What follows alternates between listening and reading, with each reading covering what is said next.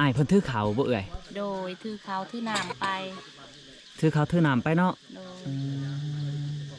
พุ่นไล่ส่วงบ่ายๆพุ่นแล้วเนาะโดยประมาณบ่ายนี่แล้วเขามาเพิ่นจะบ่ได้เขาในบ้านบ่เพิ่นจะแก่ไปเลยบ่เขามาเอาสังกะสี โดยเอาสังกะสีเอาที่ของจำเป็นที่บ่ได้ใช้ว่าง่ายๆถือไปก่อนเนาะโดยตัวที่ใช้ก็อาจจะเป็นเบอร์อื่นพุ่นแหละเฮาต้องขอบพ่อบ้านเด้บ่เฮาออกไปอยู่พุ่นอันนี้ก็พบานอยู่ทางนี้บอกนั่นโดยก็บอกแล้วบอกหั่นแหละเนาะเพิ่นผู้เก็บกรรมเฮาเนาะโดยก็คิดฮอดเพิ่นคือเก่าหั่นแหละเนาะโดย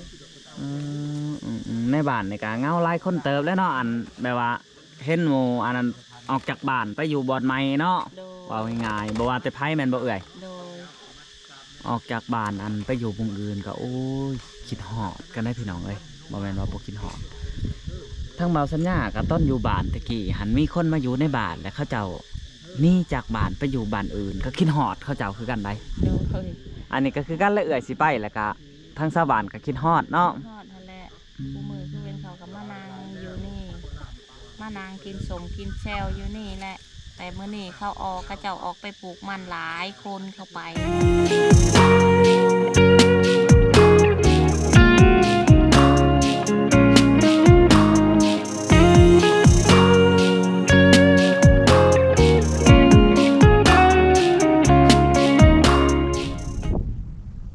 โอเคพี่น้องเนาะหลังจากมือว่านนี่บ่าวสัญญากลับจากบ้านน้องอาเบยพี่น้องเนาะเฮาก็จะได้มาใหม่เพราะว่าบ่าวสัญญาอันเมื่อเอาใบสีไข่พี่น้องหรือว่าอันเงาสีไข่เนาะเงาสะไข่เนาะก็คือสิไปปลูกอยู่บ้านน้องอาเบยพี่น้องเนาะเฮามาลายเลยพี่น้องเอ้ยนี่ลายเลยเนาะอันนี้ก็จะเป็นอันอึ้งไปผากเบาลาเบาพรน้องอาเบยเนาะทุกคนอันนี้จะเป็นอันถนนหนทางที่บ่าวสัญญาสีผ่านไปบ้านน้องอาเบยเนาะก็คือเฮาได้พักผ่อนอันนี้จะเป็นครัวเก่าพี่น้องเนาะจะเป็นครัวเก่าครัวแต่อันพอละพอกระดวดซ้ำห้ำพอละเพิ่นว่าพี่น้องเนาะแต่เฮาก็เกิดบ่ทันเพราะว่าอันมาถึงปัจจุบันนี่ก็ห่างแล้วแต่ว่ายังไต่ได้อยู่พี่น้องเอ้ยยังไต่ได้อยู่เนาะหลังจากนี้ไปหาหนองบ้านอาเบยเนาะหรือว่าจากนี้ไปหาหนองบ้านอาเบยกับประมาณอยู่อัน10 ไปลักพี่น้องเอ้ยยังอีกบ่ใกล้เนาะเฮาก็จะได้เดินทางต่อโอ้พี่น้องเอ้ยครัวยังมาตรฐานอยู่เพราะว่าเป็นครัวเก่าครัวแก่เนาะพี่น้องเอ้ยเอาบัดนี้เฮาสิได้เดินทางต่อก่อนพี่น้องเอ้ยพูดแหละมุ่งหน้าไปหาบ้านหนองอาเบยบ่ฮู้ว่าเพิ่นสิอยู่หรือบ่มื้อนี้เนาะเฮาบ่ได้โทษนัดน้องเนาะเพราะว่าเฮาเมื่อวานนี่ก็เมื่อเอาใบสิไข่พี่น้องเนาะบัดนี้เฮาก็มาฮอดสถานที่หรือว่าเฮือนน้องอาเบยเพิ่นพี่น้องเฮาก็จะได้เอาไว้อันของครบของกินพี่น้องเอ้ยแล้วก็เอาใบสิไข่แช่ไว้เนาะเพราะว่าเฮาก็สิเข้าไปหาเฮือนไอ้แก้วพี่น้องเพราะว่าทั้งไอ้แก้วเพิ่นจะย้ายสถานที่มาอยู่พี่เลยพี่น้องเอ้ยโอ้ดีใจนำเราเนาะเพราะว่าเพิ่นสิได้จ้างรถอีแตนออกมาได้ยินข่าวว่าจังซั่นพี่น้องเนาะแต่ว่าทั้งเฮาก็สินำอ้ายเพิ่นเข้าไปโอ้จะอันท้องน้ำใส่ของกินก่อนพี่น้องเอ้ยอันนี้จะเป็นสีไข่เฮาจะปลูกในสวนนี่เนาะแต่ว่าเฮาจะปลูกบ่ได้เบิดดอกพี่น้องเพราะว่ามันหลายเลยเนาะบ่าวสัญญาอันเอามาเป็นก้อเลยก็ว่าแม่นเนาะเฮาจะได้ให้ไอ้แก้วแน่พี่น้องเพราะว่าเพิ่นสิมาอยู่นี่แหละเนาะเฮาจะแบ่งปันเพิ่นแน่เนาะเพราะว่าอันนี้มันก็ไล่โผดเลยไล่แหละสำหรับบ่าวสัญญาว่าเนาะพี่น้องเนาะเอาใส่ไว้นี่เฮากะจะเข้าในบ้านพุ่นแหละพี่น้องเอ้ยเข้าไปเฮือนไอ้แก้วเพราะว่าทั้งอ้ายเพิ่นสิได้ออกมาพี่น้องเนาะก็คือข่าวดีสำหรับไอ้แก้วเนาะเพิ่นจะออกมาอยู่ที่ดินเพิ่นนี่แหละพี่น้องเนาะน่าจะตกลงกันแล้วเข้าบ่อลาบ่พรเนาะคือทั้งเฮากับมาทรายนี่พี่น้องเอ้ยเนาะเอาพี่น้องมานี่จังได้กะผากไปติดตามอยู่ที่เฮือนไอ้แก้วเนาะเฮาจะได้เดินทางเขาไปก่อนเนาะเอาโอเคพี่น้องหลังจากเข้ามาจากบ้านแล้วก็ไปเฮือนน้องอาเบยเนาะก็คือทั้งเฮากะมาหาเอื้อยเพิ่นอีกเทื่อนึงเอาสบายดีเอื้อย สบายดีเอา ให้เด็กหน่อยเด้อนี่เด้อ โดย กินนี่ก็ลูกเพิ่นให้จะกินข้าวโพดเนาะพี่น้องเนาะก็คือเฮาให้ก่อนอีกพักหนึงอันนี้ก็ให้อีกลูกให้น้องเด้อลูกสบายดีสบายดี สบายดีก็ลูก สบายดีเด้อ สบายดี สบายดีพอไปใช้พอ พอไปตัดไม้ลูก ปลาตันนาอยู่ตรง ต้นไม้อยู่ดงเพิ่นจะเฮ็ดหยังใหม่หั่น แค่เพื่อนนะลูก มาที่เพื่อน เฮ็ดเฮือน โด โดยคือตัดใหม่หันสิไปปลุกกระตอบทั้งน้องอาเบ้ยเพิ่นบ่เอ่ย โดย แต่ว่าอันคือมื้อนี้เบาลาเบาพรบ่ได้ซื้อที่ดินให้เพราะว่ามันเป็นวันศีลเนาะ โดย วันศีลพี่น้องวันศีลดับหรือศีลเพ่งนั่นแหละประมาณนี้แหละเนาะ โดย น่าจะเป็นศีลดับเนาะ โดย หรือว่าเพ่งก็ยังบ่ฮู้พี่น้องแต่ว่ามื้ออื่นคำหนึงเพิ่นจะซื้อที่ดินให้และทั้งเอื้อยเพิ่นนี่ก็อันจะไปปลุกกระตอบนะฮะเนาะ โดย อันคือทางเฮาก็ถือหัวสิไข่มาลายแต่บานพอดีเฮาสิไว้ให้เอื้อยปลูกน้ำเลย โดย อ๋อสิเฮ็ดกินยังเอื้อยนี่ฮะ ที่ต้มมาม่าให้ อ๋อต้มน้ำไหมโอ้ มาให้คนหน่อย ต้มมาม่าให้ลูกพี่น้องเอ้ยทางอ้ายเพิ่นหันไปหาใหม่ตัดใหม่หันจักมื้ออะไร ห้ากระไปมื้อนี้ โอ้คิดว่าแต่เมื่อวานนี่บ่บ่เมื่อวานนี้ไม่ได้ไปมาเมื่อวานนี้ก็มาค โอ้เมื่อวานนี่มาค่ำ ำโดยเพิ่นพาไปเอาเครื่องของเบาแซนพากมาให้ก็เลยมาคำ โอ้ บ่ได้ไป ทางบ่าวสัญญาคิดว่าไปตัดแต่เมื่อวานนี่บ่แม่นเนาะ บ่ได้ไปเมื่อวาน ไปตัดมื้อนี้ ซื้อเครื่องของในเมื่อวานนี้ โดย ก็เลยมา โดย ค ข้อนะเข้าไก่ๆในบ่ได้บ่เอื่อยนี่ไก่ๆนี่ ำข้อใกล้ๆเท่านี้เขาก็ไปอยากหายแล้วใหม่เขาอยากเอาไว้ขายเขาเจ้าอยากไว้ขาย แม่นก็เลยว่าไปตัดอยู่ดงเนาะ โดย ให้แล้วผมไปดูใช้อันแบ่งเป็นกับน้องเลยลูก เอา นิ้ว คือเอาขึ้นรถแล้วบัดนี้ นิ้วคือว่าให้น้องนี่แม่ต้มมาม่าให้ลูก แบ่งคนละครึ่งลูกแบ่งคนละครึ่งอันนี้จะเป็นสถานที่เพื่อนซ่านลาวพี่น้องเอ้ยเพราะว่าอันบ่าวสัญญาว่าสิซื้อซาดกับเอื่อยเพิ่นเมื่อนั้นแต่ว่าเห็นอันทั้งทีมงานซื้อแล้วก็เลยว่ายุติเนาะยุติบ่ได้ซื้อพี่น้องเนาะไปได้ยุ่งบ่ได้ข่าวบ่เอื่อยบัดนี้ บ่ได้ข้าว อ๋อนิ้วตัดบ่พรมลูกตัดบ่ ตัด เบิ้งเป็นนามาดูยาวสำได้ละพรมฮะโอ้ยาวเลยตัดเนาะสิพาไปตัดเนาะ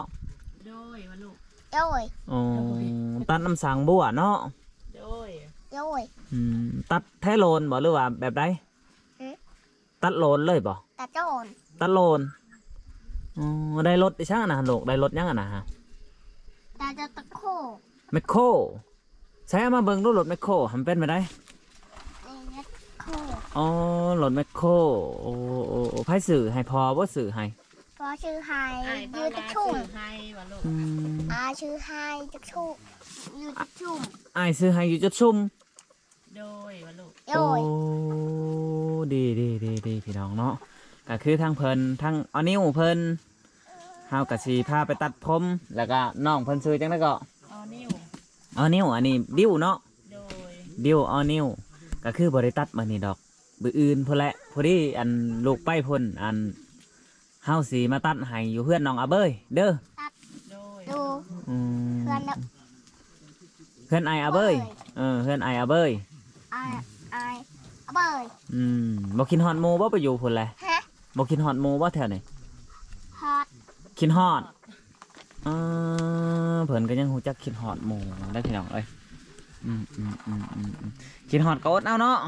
โดยว่าลูก โย้ย ไปอยู่หน้าเบ้ยพุ่นอันมันจ่อๆกับอัน มองเอาเบย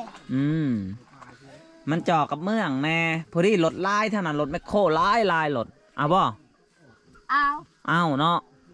รถแกดินเด้รถแกดินบ่ได้อยากได้บ่ลูก หยุดเตลิน ได้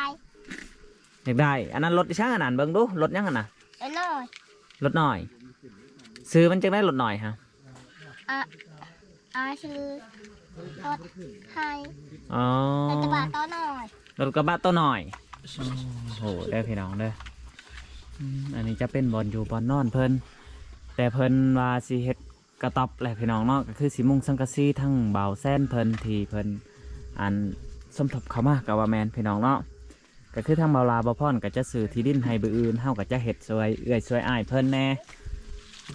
พี่น้องเอ้ยจากได้ก็ซอยคนละไม้ละมือเพื่ออยากให้มันแล้วไวๆก็ว่าแม่นไปได้อ้ายบ่ได้ไปยังเขียดบ่ ไฟเมื่อคืนนี้เขียดในคุก อ๋อ ได้ เฮ็ดอีช่างเอื้อยนี่ฮะปาดพี่น้องไปเก็บอีใช่นี่ฮะ ก็ห้าอยู่แค่นี้แหละ เจ้าบ่หาหรืออ้ายเพิ่นหา ไอ้เพิ่นไปห้าเพิ่นไปทายเลยเพิ่นก็เห็น โอ้เพิ่นไปถ่ายเพิ่นก็เห็นมาอ๋อพี่น้องเอ้ยนี่แหละของโปรดเนาะก็คือเบาสัญญามักเฮ็ดอันนี้แหละพี่น้องเนาะมันจะแสบเนาะเฮาแกง จนมันแก่หมด อันนี้จะเป็นเขียดตะโหมที่อ้ายเพิ่นไปหาเหยื่องมาพี่น้องเนาะก็คือพ่อได้เลี้ยงครอบครัวก็ว่าแมนเอาใบดีใบดีใบดีใบดีโอ้หนกเป็นคือกันลูกนี่น้องเอ้ยหนกเป็นคือกันโอ้เพิ่นยังบ่ทันได้กินข้าวเพลนบ่เอ่ย โดยยังบ่ได้กินเขานอนเพิ่งตื่นพอดีเขามากอะเขากระตื่นพอดี และอ้ายเพิ่นไปตัดใหม่กับไผ ไปกับอ้ายเพิ่นมาส่งเมื่อวานนี้ไปซื้อของหั่นแหละถือรถไถเพิ่นไปซื้อน้ำมันใส่ อ๋อซื้อน้ำมันใส่ โดย มันยังบ่ทุกข์ลูกมันยังบ่ทุกข์โอ้หายจะกินบ่นะ โดย มันยังบ่สุกนอนหมดแล้วบ่นะฮะ นอนหมดแล้ว นอนหมดแล้วตื่นมา อันนี้ก็เพิ่งตื่น ไปเอาเพิ่นแน่อารมณ์บ่อยากดีพี่น้องเอ้ยเพราะว่าตื่นแต่นอนเนาะตื่นแต่นอน อันนี้เพิ่นอันนี้ไว้ลูกเอาพ่อไปตัดไม้ โอ้ตื่นมาก็ถามหาพอบ่เห็นพอเนาะ โดย ก็คือว่าแล้วเพิ่นติดพอพี่น้องเนาะลูกเพิ่นติดพอ พ่ แล้ อ ว ไป ก็ ตัดไม้ลูกเดี๋ยวมาแรงพอมาพอไปตัดไม้ให้เห็ดเพื่อนเห็ดกระต้อมให้อันนิวอยู่นิวว่าอยากอยู่ว่าลูก อย่าหายลูก สงสารเพิ่นพี่น้องเอ้ยถามหาพอหาแม่อ๋อนี่คือบ่ไปตัดอันนั้นใหม่น้ำพอ ถามมันบอกไปตัดไม้น้ำพอ คือบ่ตัดใหม่น้ำพอ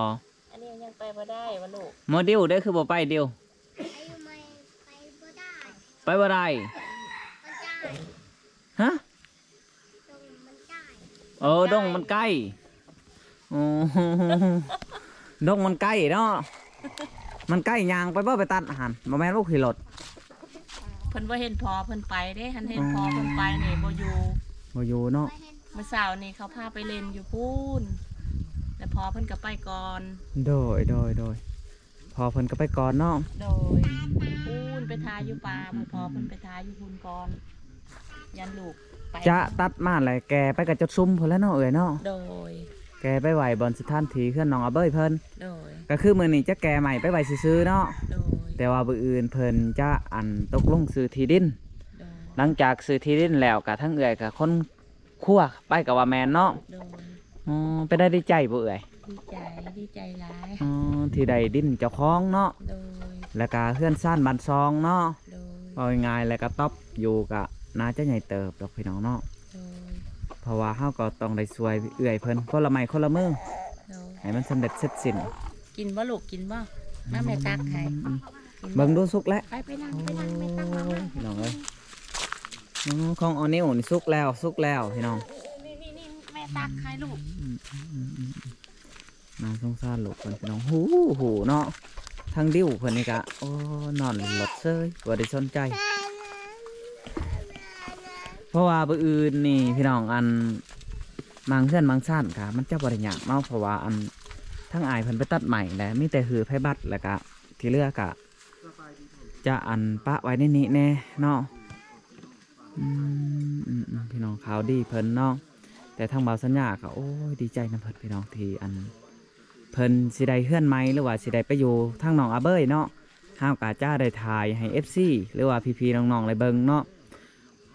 บางคนก็ว่าอ่านบ่าวสัญญาอย่าแค่คอมเมนต์เด้อก็คือบ่าวสัญญาบอกตรงๆเลยพี่น้องเนาะก็คือคอมเมนต์นี่บ่าวสัญญาแค่ที่สุดเนาะแค่ FC ที่สุดเนาะเฮ็ดบ่ได้ก็ย่านบ่ถึกอกบ่ถึกใจเพิ่นพี่น้องเนาะก็คือทางเฮาก็โอ้อยากช่วยเพิ่นอยู่พี่น้อง บางคนก็ว่าเบาสัญญาจังสันจังสี่เนาะก็จังได้ก็ขอโทษขออภัยนํพี่น้องเพราะว่าเฮาเฮ็ดตามคำ FC บ่ได้เนาะก็คือเฮาก็ซวยได้ที่ซ้ำเฮาซวยบางคนก็ว่าจังสันจังสี่ก็คือในคอมเมนต์หั่นแหละพี่น้องเบาสัญญาก็บ่อยากเอ่ยชื่อแล้วก็บ่อยากเว้าหยังเนาะจังได้ก็ขอโทษขออภัยนำ FC หลายๆเนาะก็คือเบาสัญญาเป็นคนแค่ FC พี่น้องแล้วก็แค่คอมเมนต์ทุกคอมเมนต์เบาสัญญาจะไล่ๆเบิ่งเนาะพี่น้องบางทีก็บ่ได้ตอบก็ขอโทษขออภัยนำพี่น้องเนาะก็คือคอมเมนต์ที่บ่ดีเบาสัญญาก็บางวันก็นอนแทบจะบ่หลับพี่น้องเนาะเพราะว่าว่าเฮาเป็นจังซั่นจังซี่เนาะบางทีก็ทางทีมงานก็ว่าบ่เป็นหยังทีมงานเดียวกันแล้วก็ถ่ายได้พี่น้องเนาะแต่จังได๋ก็ขอบใจอีกเทื่อนึงทั้ง FC เพิ่นที่เม่นมาบอกว่าถ่ายโลดเบาสัญญาว่าถ่ายให้พ่อๆแม่ๆได้เบิ่งพี่ๆน้องๆได้เบิ่งนํกันเนาะจังได๋ก็สู้ๆเพิ่นว่าโอ้ยจังได๋ก็ขอบใจอีกเทื่อนึงอันนี้เนาะเตียงเบาแซนนี่จ้าได้ถือไปแต่มื้อนี้พุ่นแหละเนาะเอ้ยเนาะโดย เพราะว่าไปปะไว้พี่น้อง สังกะสีแหน่อยู่ โอ้สังกะสีแหน่จะคนไปบัดเดียวเลย โดย สังกะสีแล้วก็เตียงที่นอนเนาะ โดย ก็คืออันนั้นจ้าบ่ได้ถือไปพี่น้องอาจจะบ่อื่นพุ่นแหละไปได้ยุ่งบ่ได้ข่าวบ่หลังจากได้สารมาแหละ บ่ได้ขาวนอนยุงบ่ได้กลับ เบาลาบ่สื่อหรือเบาแซน ซื้อซาดบ่ โดย อันนี้บาลาซื้อ โอ้เบาลาเนาะ โดย น้องว่าน้องสิซื้อและเห็นทีมงานสื่อก่อนพี่น้องเอ้ยก็คือเว้ากับเพิ่นมื้อนั้นว่าสิถามศาสตร์ก็คือทีมงานสื่อแล้วก็ทั้งแม่ใหญ่เพิ่นซื้อให้พี่น้องจังได๋ก็ขอบอกขอบใจอีกเทื่อนึงเนาะเพราะว่าทั้งเฮาว่าสิจกกระเป๋าซื้อให้เพิ่นพี่น้องเนาะแต่ว่าเพิ่นได้แล้วก็โอเคพี่น้อง กินดีๆลูกมันฮ้อนลูก อ้ายเพิ่นถือข้าวบ่เอ่ย โดยถือข้าวถือน้ำไป ถือข้าวถือน้ำไปเนาะ โดย พุ่นไล่สวงบ่ายๆพุ่นแล้วเนาะ โดยประมาณบ่ายๆนี่แล้วเขามา เพิ่นจะบ่ได้ข้าวในบ้านบ่เพิ่นจะแก่ไปเลยบ่ เขามา ข้าวมาเอาสังกะสี โดย เอาสังกะสีเอาที่ของจำเป็นที่บ่ได้ใช้ว่าง่ายๆถือไปก่อนเนาะ โดย ตัวที่ใช้ก็อาจจะเป็นเบอร์อื่นพุ่นแหละเฮาต้องขอบพ่อบ้านเด้บ่เฮาออกไปอยู่พุ่น อันนี้ก็พอบานอยู่ทางนี้บ่ นั่นโดย ก็บอกแล้ว มาบอกหั่นแหละเนาะเพิ่นผู้เก็บกรรมเฮาเนาะ โดย ก็คิดฮอดเพิ่นคือเก่าหั่นแหละเนาะ โดย ในบ้านนี่ก็เงาหลายคนเติบแล้วเนาะแบบว่าเห็นหมู่อันนั้นออกจากบ้านไปอยู่บ่อนใหม่เนาะ โดย ว่าง่ายๆบ่ว่าแต่ไผแม่นบ่เอ่ย โดย ออกจากบ้านไปอยู่บุงอื่นก็โอ้ยคิดฮอดกันได้พี่น้องเอ้ยบ่แม่นว่าบ่คิดฮอดทั้งเบาสัญญาก็ต้นอยู่บ้านตะกี้หันมีคนมาอยู่ในบ้านแล้วเขาเจ้านี่จากบ้านไปอยู่บ้านอื่น ก็คิดฮอดเขาเจ้าคือกันได้ โดย อันนี้ก็คือกันและเอ่ยสิไปแล้วก็ทั้งชาวบ้านก็คิดฮอดเนาะ ทอดนั่นแหละผู้มือคือเป็นเขากับมานางอยู่นี่มานางกินสมกินแซวอยู่นี่แหละ แต่เมื่อนี่เขาออกกระเจ้าออกไปปลูกมันหลายคนเข้าไปเมื่อนี่บ่มีคน โอ้มื้อนี้เขาเจ้าออกไปปลูกมันเมื่อเนาะ โดยแล้วเขากับไปหาท่อนยาแน่ไห้แน่สวนเขา เขาจ้างกันอยู่บ่เอ่ยเท่านี้ เขาก็บ้านละเขามีเงินเขาก็จ้าง แต่ผู้บ่มีก็บ่ได้จ้างเฮ็ดเอง เขาเจ้าบ่มีนี่ก็ไปหาเห็ดเวียกมันเขาเจ้าเนาะ โดย อ๋อนี่กินถ้วยไหมเด้อลูกเด้ออย่าหยาดหนองเด้อ กินชอไทย ฮะ อยากกินทอดไข่ อ๋อจะกินทอดไข่ย่างบ่ไข่เออหรือหมดเลย ย่างอยู่เมื่อวานนี้เพิ่นก็ซื้อมาให้อีกแพงหนึง โอ้ แล้วก็ โด แบ่ ย ง โดย กั โด น ยโดยโดย ไทยนะ ลูกๆล้านๆนี่แหละเขามา แม่ เบิ่งเมื่อวานนี้ก็เลยแบ่งกัน แบ่งเพิ่นเด้อ โด ตัวได้ทีอันเฮามีเฮากับแบ่งเพิ่นแน่เพราะ ย พ่ออันนั้นหั่นแหละพี่น้องเอ้ยก็ว่าแม่นเนาะเพิ่นมานั่งเบิ่งเนาะ โดย เฮาบ่แบ่งมันก็บ่คือเนาะ โดย แม่น ดิว เป็นได กับดิวมึงไปเอาไข่ให้ยังให้น้องลูก โอ้เอาไข่น้องว่าในฮัน อันนี้ก็เห็นอายเอาแล้วก็อยากได้คือกั อน ยากได้คือกันเนาะแม่นพี่น้องเอ้ยพี่น้องเฮากะสิได้รอลุ้นคลิปหน้าพวกไรพี่น้องเพราะว่าอันทั้งอายเพิ่นยังหาตัดใหม่ตัดต่อออกมาเนาะ สุกแล้วบ่ลูกอันนั้นสุกแล้ว ย่าง โอ้ยังโมลินอย่ามันแตกให้แม่เจะถอดให้เด้อ ใครดูช้อนเอง ให้แม่เจะถอดให้โอ้พี่น้องเอ้ยอันนี้จะเป็นสังกะสีที่อยู่รถใหญ่พี่น้องเนาะเขาเจ้าจะได้คนไปไหวในมือนี่พี่น้องเนาะสำหรับไอ้แก้วเพิ่นทั้งเอื่อยเพิ่นก็จะอยู่เพื่อนเอาลูกเอาหล้านเนาะอันนี้จะไปผากไว้ในรถเขาเจ้าพี่น้องเนาะอันนี้จะเป็นสังกะสีที่ทั้งไอแซนเพิ่นซื้อหรือว่าบอแซนเพิ่นซื้อมาให้เนาะพี่น้องเนาะก็คือเพิ่นสิได้คนไปในมือแรงนี่แหละกับใหม่พร้อมพี่น้องจากนั้นก็ขอโทษขออภัยเด้อ FC ทุกฐานเนาะย่านเพิ่นเว้าว่าบ่แม่นของเบาสัญญาก็สิไปถ่ายให้เบิ่งบางคนก็ว่าเบาสัญญาเสือกลายเนาะก็จากนั้นก็ขอโทษขออภัยก็คือทีมงานเดียวกันเนาะเฮาก็ได้ถ่ายให้ FC เบิ่งว่าเพิ่นสิได้คนคล้องในมื้อนี้พี่น้องก็คือมื้ออื่นเพิ่นจะซื้อที่ดินและเฮ็ดกระต๊อบเนาะก็คือทั้งทีมงานเบาหลาเบาพรเบาหน่อยเบาเอ็นเบาสัญญาเนี่ยแหละสิเฮ็ดช่วยเพิ่นเนาะพี่น้องเนาะคนละไม้คนละมือกับว่าแมนเนาะพี่น้องคลิปนี้ก็บ่มีหยังหลายเนาะเฮาก็สิได้อำลาพาจากพี่จากน้องเนาะจากพ่อแม่ผู้ได้เบิ่งคลิปนี้ก็ขอให้อายุมันขวัญยืนเหตุการณ์เหตุงานเหตุเวียกเหตุการณ์ก็ขอให้ลำลื่นพี่น้องเนาะก็ขอให้สู้ๆในเวียกหน้าที่การงานเนาะพี่น้องคลิปนี้ก็บ่มีหยังหลายเฮาก็สิได้จบคลิปเพียงเท่านี้คลิปนี้ขอกล่าวคำว่าสบายดี FC เมื่อสุมงสุบอน